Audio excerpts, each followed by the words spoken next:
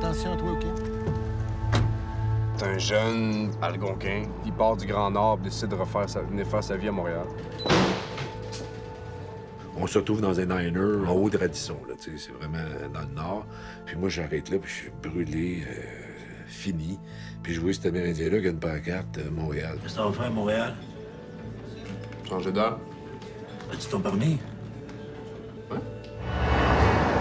C'est là que l'histoire commence entre les deux personnages et ils font une bonne ride de char ensemble et apprennent à se connaître. Ralentis un peu, j'ai pas envie d'avoir la SQ au cul.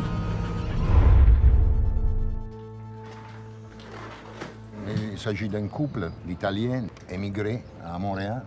Elle est très malade. Et avant qu'il devienne trop vieux pour bouger, Lorenzo essaye de gagner un peu d'argent pour se payer un voyage de retour avec sa femme.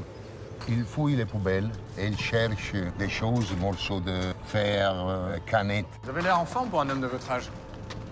Vous fatiguez jamais? Moi, j'ai peut-être une solution pour que vous arrêtiez de pédaler comme ça. J'incarne un personnage mafieux. Au départ du film, on a de l'empathie pour lui. Et très rapidement, on se rend compte que c'est une enflure. Ça vous intéresse de faire un petit peu d'argent? Appelez-moi. Moi, c'est Ciseaux.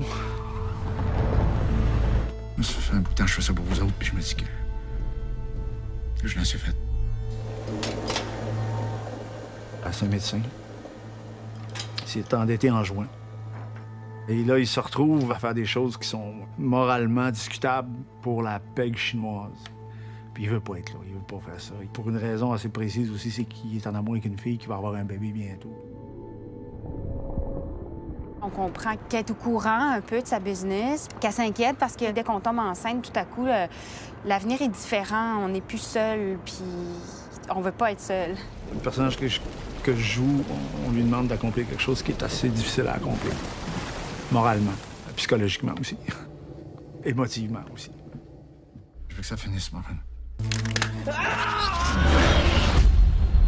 C'est un film sur le changement. Il n'y a pas personne, il n'y a pas un des personnages là-dedans qui est bien à l'endroit où il se trouve en ce moment. Boucan, il veut aller voir ailleurs. Lorenzo veut retourner en Italie avec sa femme. Vincent essaye de s'affranchir d'une organisation qui lui pèse dessus.